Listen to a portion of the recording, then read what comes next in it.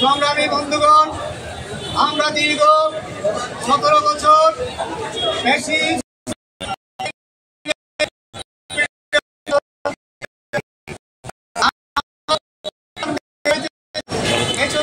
শাড়ি থেকে শুরু করে সকরিয়া পেকুয়ার এমন কোন মানুষ নাই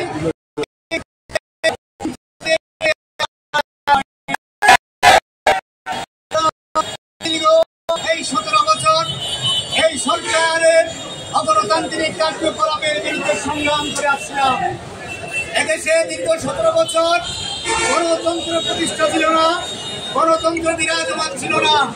বাংলাদেশের মানুষ এই 17 বছর শুধুমাত্র জনগণের অধিকার আদায়ের জন্য গণতান্ত্রিক পন্থায় সরকার নির্বাচন করার জন্য সংগ্রাম করে আসছিল।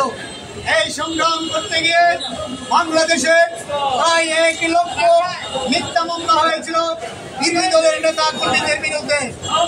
হাজার হাজার নেতা কর্মীকে গুম করা হয়েছিল, হাজার হাজার নেতা কর্মীকে গুম করা হয়েছিল। তার ধারাবাহিকতায় আমাদের উল্লেখযোগ্য বাংলাদেশের অভূতপূর্ব বেশ কিছু নেতৃবৃন্দকে গুম করা হয়েছিল। তার মধ্যে আমাদের প্রিয় নেতা সালাউদ্দিন আহমদ মৃত্যুবরণ করেছিল। 2015 সালের 10 মার্চ গভীর রাতে উত্তরার বাসভবন থেকে তাকে গুম করেছিল হাসিনার পেটুয়া বাহিনী। এই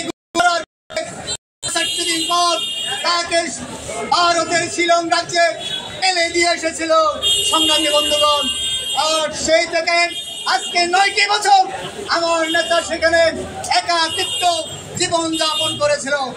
তারপরে এই সকল অগণতান্ত্রিক ফ্যাসিবাদী আচরণের পরে বাংলাদেশের সর্বশেষ ছাত্র জনতা রুখে দাঁড়িয়েছিল।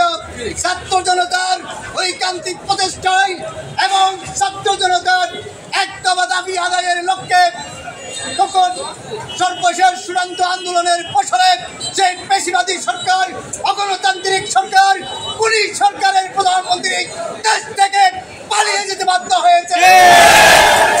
এরপরে বাংলাদেশের মানুষ আরেকটি মুক্তিযুদ্ধের মাধ্যমে এই দেশকে আবার স্বাধীন করেছে। প্রিয় বন্ধুগণ, আমরা দ্বিতীয়বার স্বাধীন দেশের আজকে নাগরিকে পরিণত হয়েছে। আর সেই যুদ্ধে যারা শহীদ হয়েছেন, সেই যুদ্ধে যারা নিহত হয়েছেন, আহত হয়েছেন, আমরা আজকের এই স্বাগত মিছিল থেকে যারা নিহত হয়েছেন তাদের পরিবারের প্রতি সমবেদনা জানাই। যারা নিহত হয়েছেন তাদের আত্মার মাগফিরাত কামনা করি। যারা আহত হয়েছেন তাদেরকে সর্বাত্মক সহযোগিতা করা হয়।